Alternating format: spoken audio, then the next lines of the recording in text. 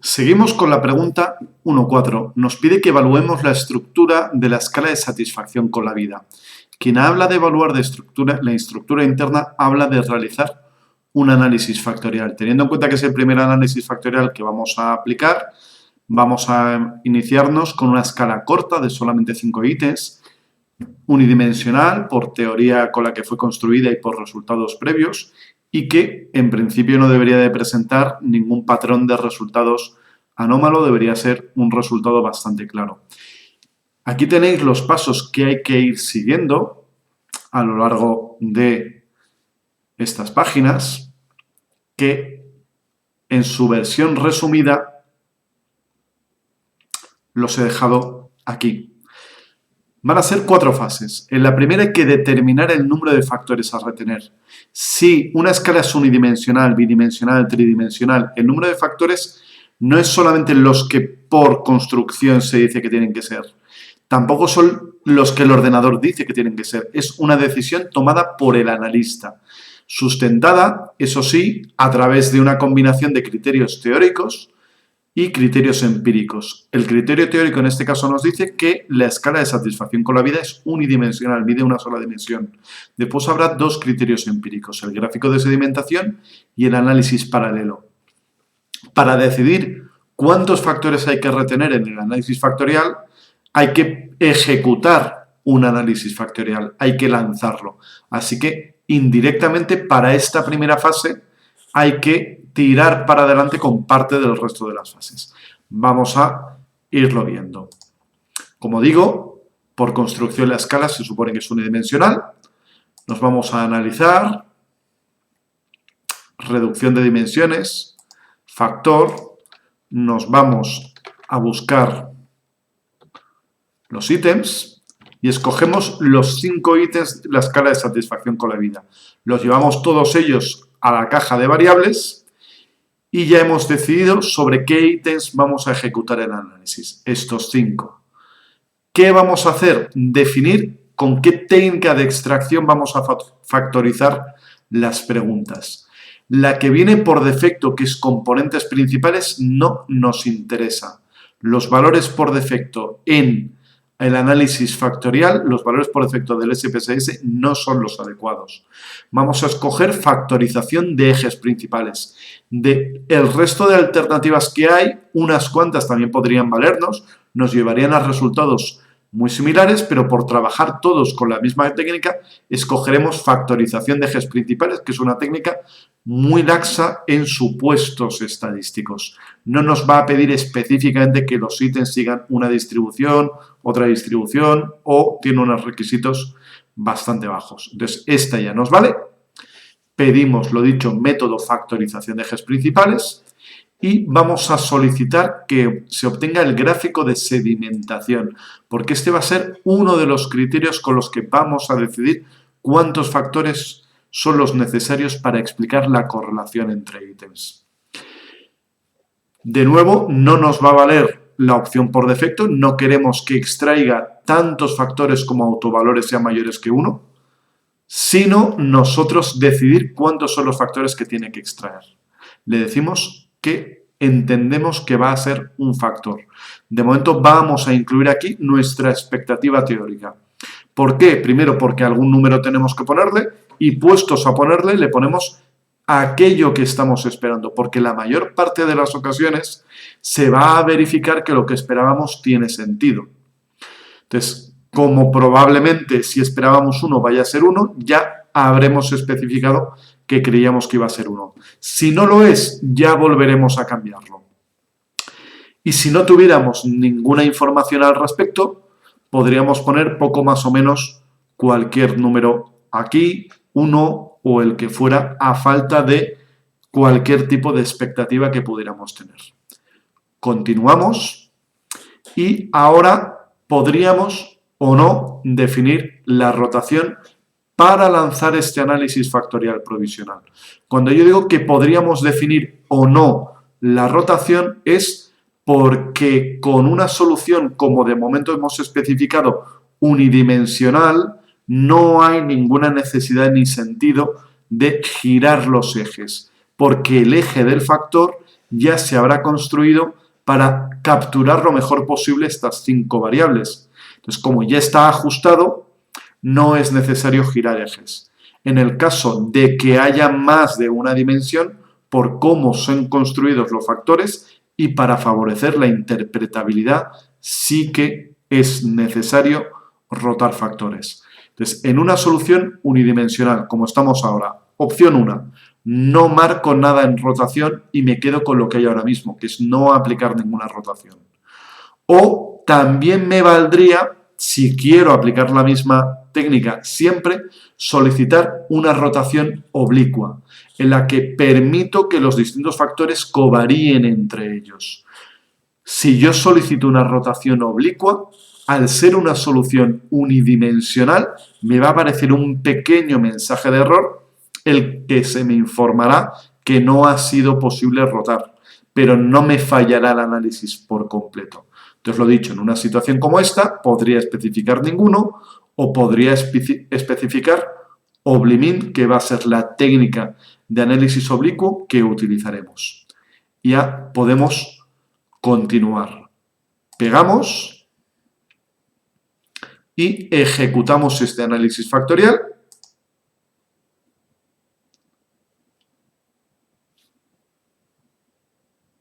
Pretendidamente lo hemos ejecutado y aquí tenemos los resultados. ¿Qué es lo que tengo aquí?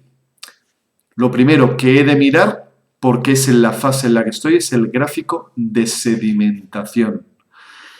¿Cómo se interpreta el gráfico de sedimentación? El gráfico de sedimentación es una herramienta para decidir el número de factores a retener y me indica que debería quedarme con tantos factores como puntos destaquen con respecto a la línea descendiente final. ¿Con qué lógica? Tiene sentido quedarme con un factor porque este punto destaca claramente por encima de los demás.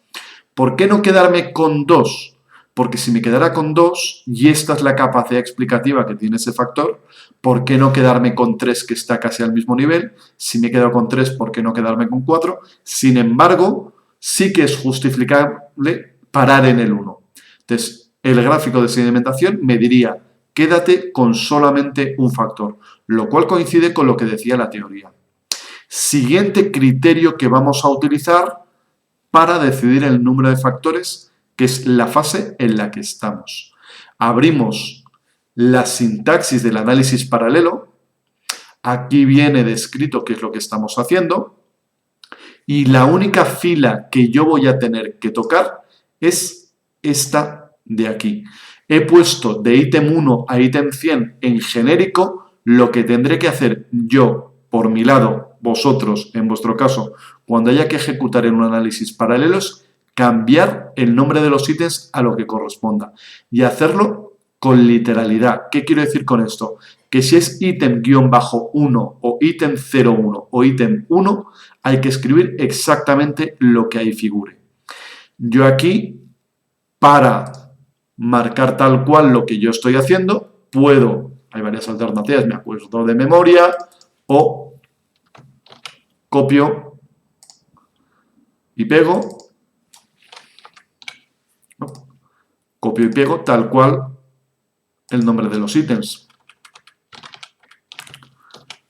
Del 1 hasta el 5.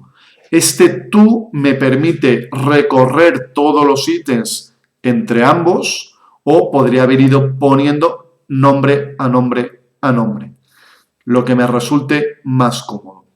Ahora que he tocado esta fila, selecciono toda la sintaxis y la ejecuto. Hay varios modos de hacerlo.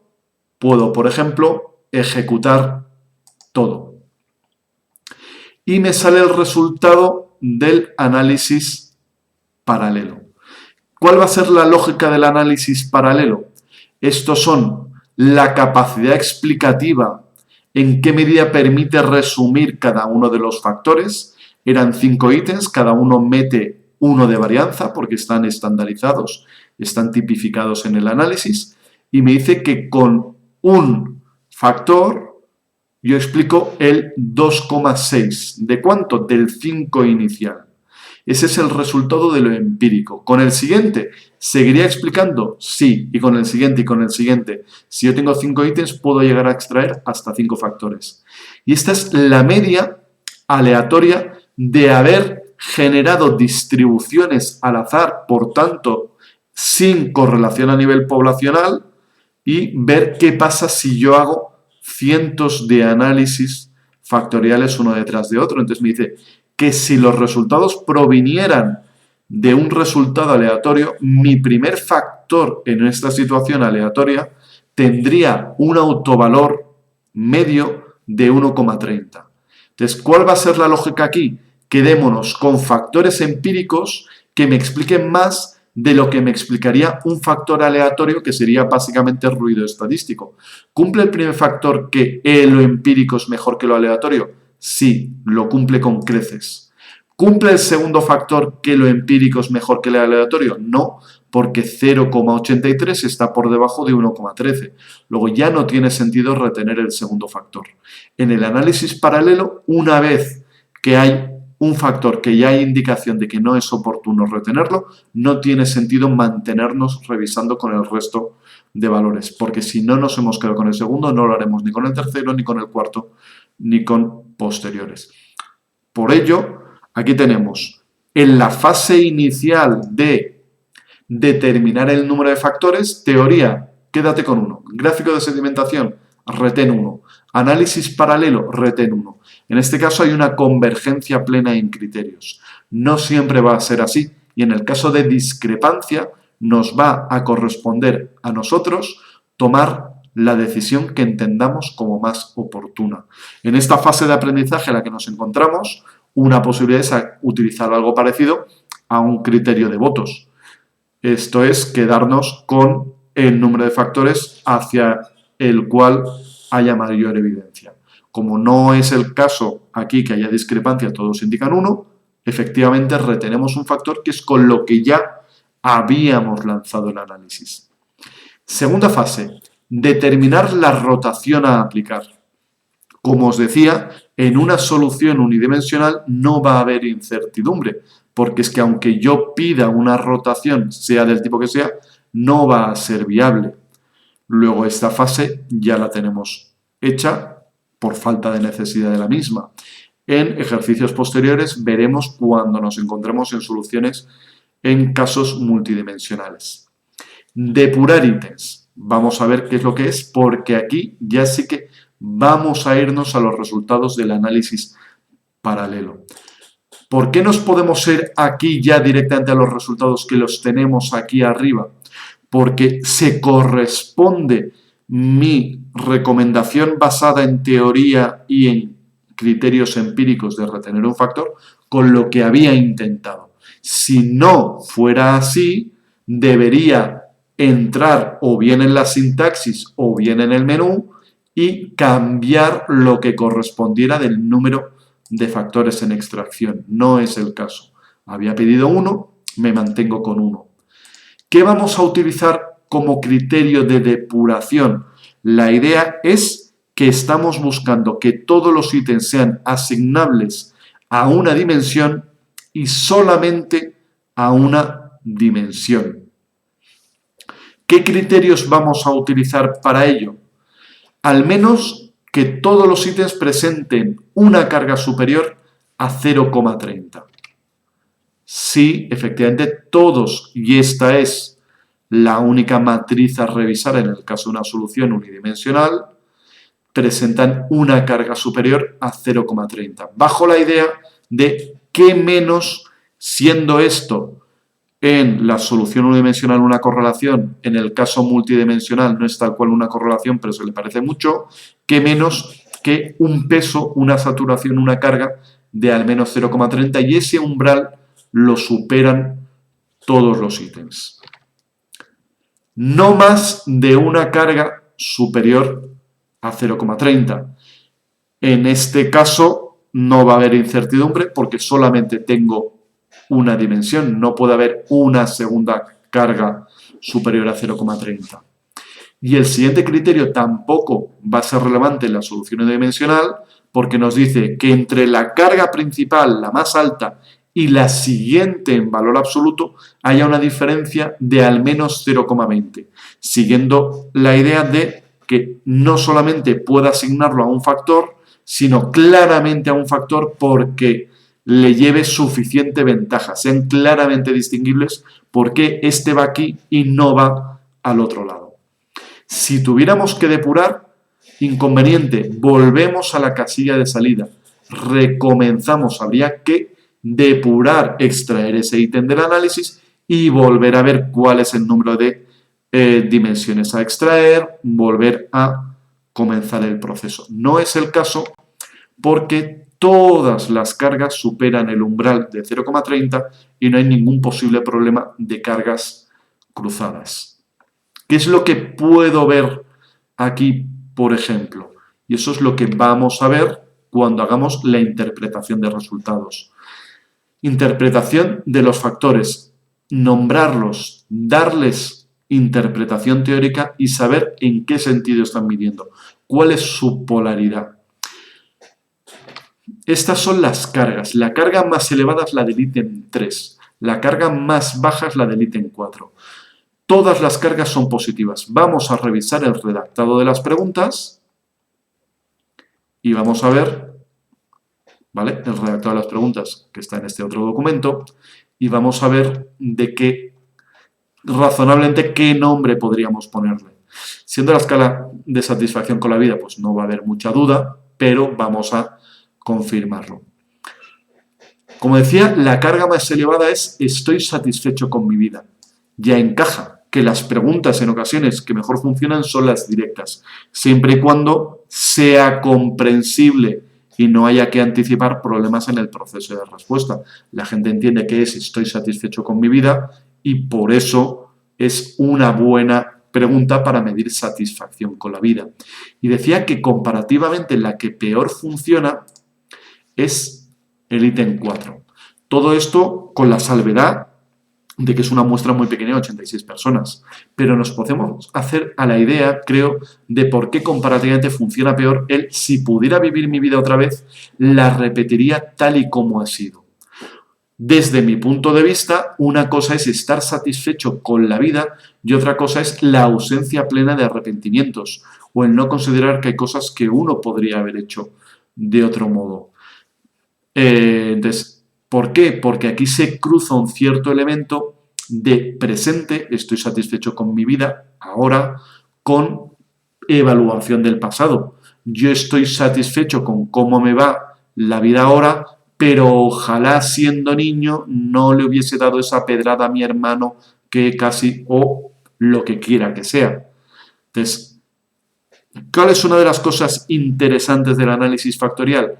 Que nos permiten hacer algo más allá de lo que nos permitiría hacer el juicio de expertos, que es darle peso, ser capaz de cuantificar en qué medida una pregunta está evaluando bien o mal, está contaminada por error, por algo que a mí no me interesa en el proceso de medición.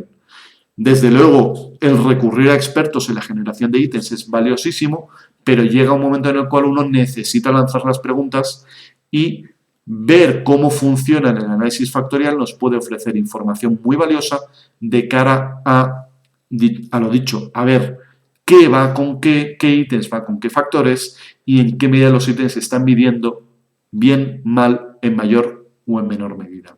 Entonces, ¿y qué otra cosa puedo ver? Que todas las cargas son positivas.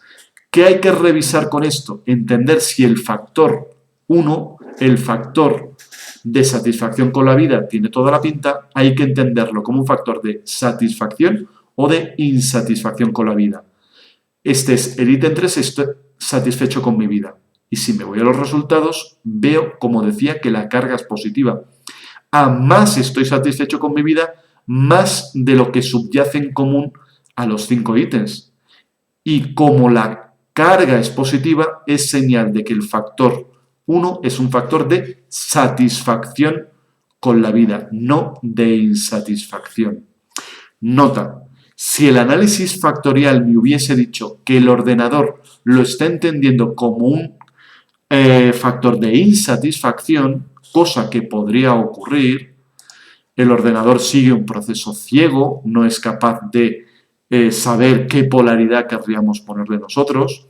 Es como una línea que necesita una flecha y le da igual dónde situarla, pero si el resultado fuera que esto hay que interpretarlo como un factor de insatisfacción, sería relevante después para entender la correlación entre factores, pero no obligaría a que de cara a puntuar los ítems yo construyera una puntuación total de insatisfacción. Yo podría seguir construyendo una escala de satisfacción, porque para el ordenador dónde pone la flecha es irrelevante, pero nosotros tenemos el control de cómo entendemos el sentido, la polaridad de esa escala. Y lo siguiente que habría que interpretar es la correlación entre factores, cosa que en este caso, al ser una solución unidimensional, no es necesario efectuar tal interpretación simplemente porque no hay más de un factor. Luego, si volvemos a los resultados, no hay una tabla de correlación entre factores. De hecho, la propia matriz de factores rotados ya nos dice que no es viable rotar. Entonces, este serían los fundamentos del análisis factorial para una solución unidimensional, que la esperábamos unidimensional y efectivamente tenemos base para afirmar que es unidimensional. Y lo que otras cuestiones que pide en esta pregunta son comparativamente detalles menores que os animo a que completéis. Un último matiz. Mi recomendación es cuando uno ya ha extraído la información que deseaba del análisis paralelo, yo recomiendo que lo cerréis sin guardar. ¿Por qué? Porque uno de los riesgos, si uno tiene una ventana de sintaxis y otra ventana de sintaxis del análisis paralelo, es que cuando le diéramos a pegar ya no sabríamos dónde estábamos pegando, y en el análisis paralelo, si se nos fuera acumulando más sintaxis, cuando le diéramos a ejecutar todo, estaríamos ejecutando la sintaxis del análisis paralelo y toda la sintaxis nueva que se nos ha ido pegando. Y un último matiz para este tipo de preguntas: cuando se pide sintaxis del SPSS, es de todo lo que ha sido necesario hacer, incluyendo el análisis paralelo, pero para el análisis paralelo creo que no tiene sentido pegar las decenas de líneas de ese fichero de sintaxis. Con que pegaréis sola y exclusivamente la línea donde habéis tocado el nombre de los ítems ya sería suficiente como para entender lo que se ha hecho. Y con esto acabaríamos el ejercicio 1.4.